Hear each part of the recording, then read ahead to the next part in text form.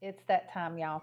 It's time for elderberry syrup and elderberry tincture. But you may have a few questions about the safety of elderberry. Should people with autoimmune disease take elderberry? Possibly. Is elderberry toxic? Sort of, but we can fix that. And would I use elderberry for my family? Absolutely. So let me show you how I make a very simple elderberry syrup that I keep on hand all the time and how I make my elderberry tincture. Let's go. I harvested elderberries that I grew in my yard, and I've been using them to make syrups and tinctures for several years now, along with a few other things that I do. And thankfully, we've been able to keep everyone's immune system very strong. You can also purchase dried elderberries, and I will link in the description some places that you can pick some of those up. Also, I've seen frozen elderberries at our local Amish store, and if you have any of those around you, I bet they would probably have them as well. And maybe some of your health food stores and such would probably have some too. So we're going to go over a lot of the concerns, and I'm going to show you how to make a super easy syrup and tincture that anybody can make. I harvested the berries, put them in a gallon-sized Ziploc bag, put them in the freezer until I was ready to make my syrup. So while we get started on the elderberry syrup, that was almost the perfect amount. Go figure. It was. Elderberry plant and the seeds contain cyanide, and it is something that you would have to consume a huge amounts of for it to harm you. And actually, it would probably just give you a stomach ache, and run you to the bathroom a lot. So don't do that. Also, if you consumed it in large quantities for an extended period of time, yes, you'd probably end up with arsenic poisoning. And I highly recommend that you don't do that. But once you cook it and dry it, the cyanide is inactive. Also, the way I use it, we're straining out the plant matter, so it's no longer in there for us to ingest. I've started with 6 cups of elderberries, and these are fresh frozen elderberries, and I'm going to use 6 cups of filtered water, and we're going to simmer that for about 30 minutes. I have my 6 cups of elderberries. That's 6 cups of fresh or frozen elderberries. If you were using dried, you would use 3 cups, but you would still use 6 cups of water, filtered water, and we're going to add that to the pan of the elderberries, and we're going to, once that gets to a simmer, we're going to simmer that on medium heat for about 30 minutes. We're not getting a raging boil, just a good simmer. So while this simmers, let's go get this tincture started. If you still have toxicity concerns, I'm linking the video of one of my favorite herbalists, and he goes into great detail about it, and you can make a decision after you watch him. The elder plant is antiviral. What it does is it inhibits the virus to be able to attach to the cells. And if any virus has already attached to the cell, it stops it from being able to replicate. So that's handy. Let's get the tincture started, and then we'll talk about people that have autoimmune disease and what they can do to still reap the benefits of it and what precautions they need to take. So what I'm going to do is I'm going to start with just a mason jar, and I have my frozen berries, and I'm going to fill it up almost to the top.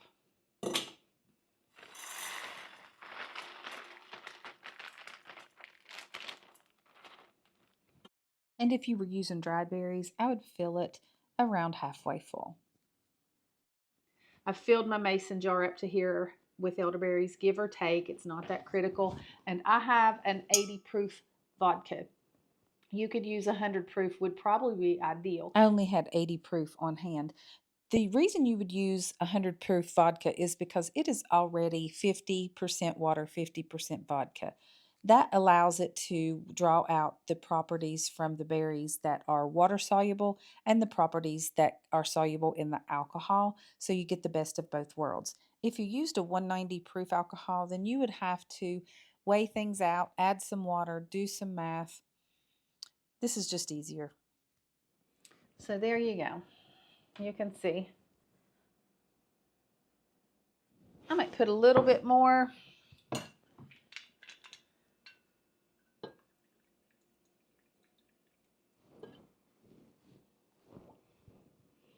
It's so pretty. After it's sat for 6 or 8 weeks, you'll just strain it. And that's what we did here. And it looks a little cloudy because I've been shaking it up. So let's go see if this stuff's simmering yet.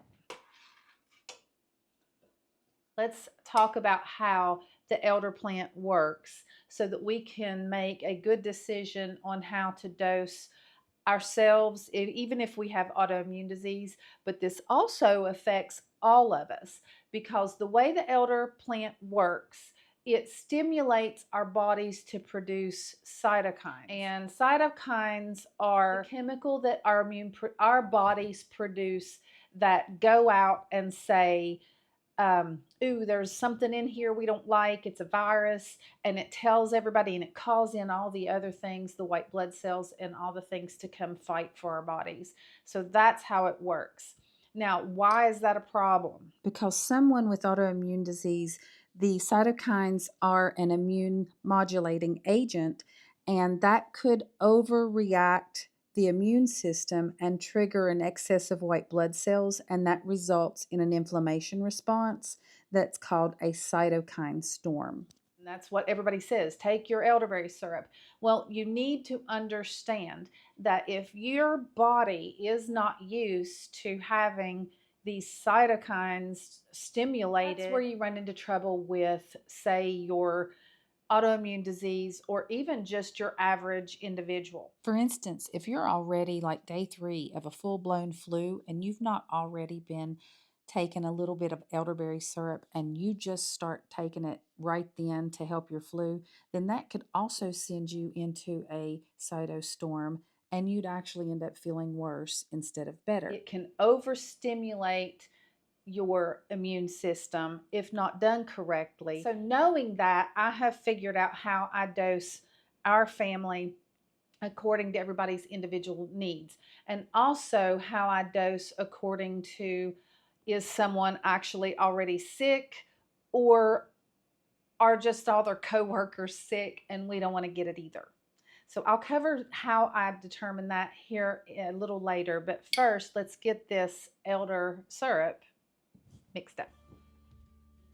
It's got a good simmer and it's reduced the liquid down a little bit, and you can see that the berries are starting to lose their color and it's starting to make the water all pretty and purple. Remove it from the heat and let it start to cool down, and then we're going to strain it. I've just used a sieve and a glass container.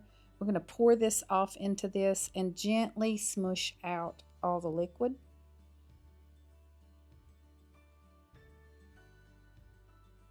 And then we're going to set it aside and let it cool. So I've been allowing this to cool, and I'm going to test the temperature. I have a grilling meat thermometer here, and I'm testing in Fahrenheit. We want it below 104 Fahrenheit. That is where it does not destroy the enzymes that we want to keep. And it's below that, it's 94, 97. I got too much honey. It calls for 2.5 cups, but I'm just going to go with 2 cups because this reduced down from the 6 cups to, it's down to a little below 4. So 2 cup measure, I'm going to stop at 2 cups.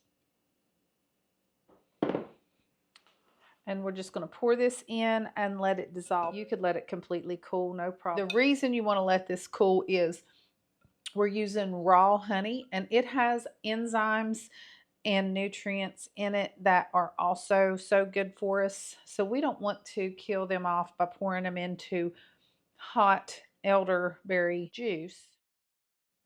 It just defeats the purpose. So this was below the 104 degrees.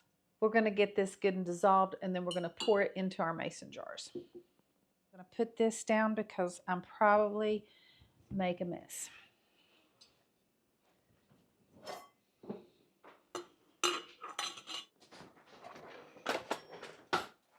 I'm going to ladle this because this pitcher makes a mess when it pours. Now, this will store in the refrigerator for up to 6 months, but it usually doesn't last that long.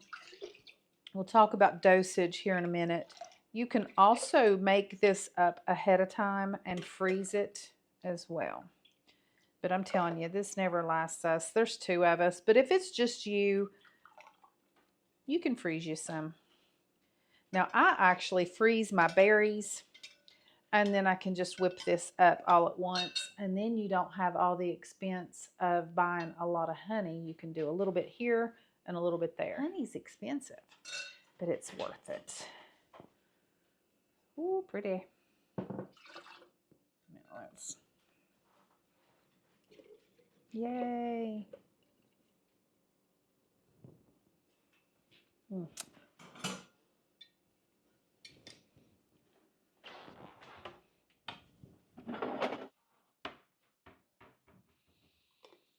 For dosing, I know it can seem so confusing and everybody recommends something different.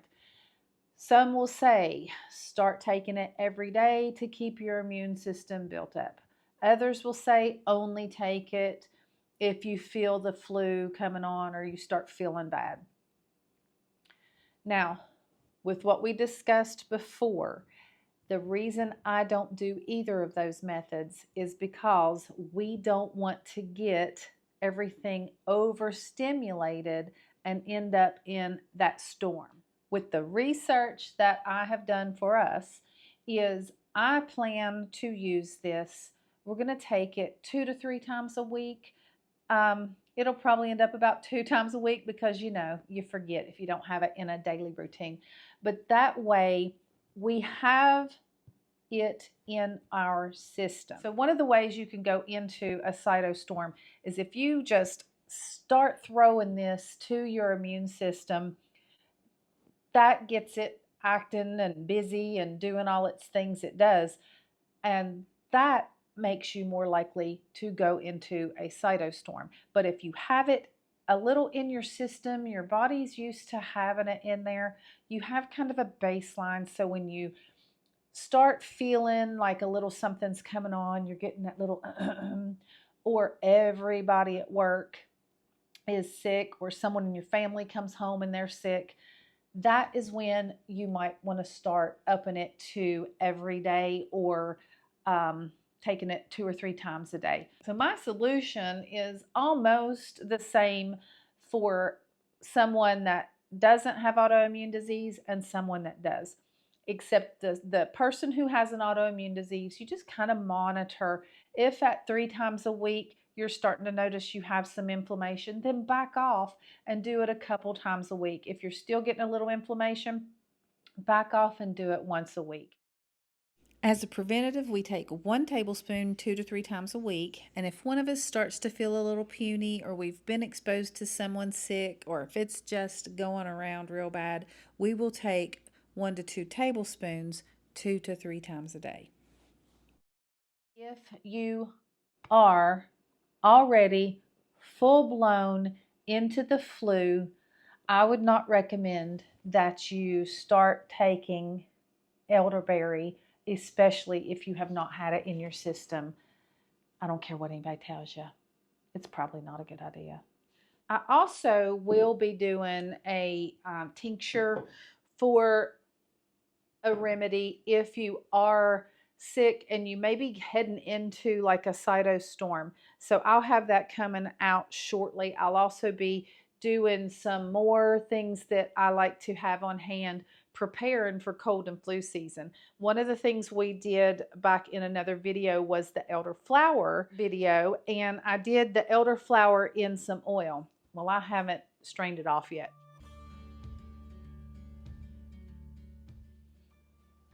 Isn't that pretty? Check out this video right here. It's all about the elderflower and its benefits. And soon we'll be making our face cream with tallow and elderflower and calendula and all the things. Thank y'all so much for hanging out with me. My name's Loanna, and this is Little Bit of Homestead.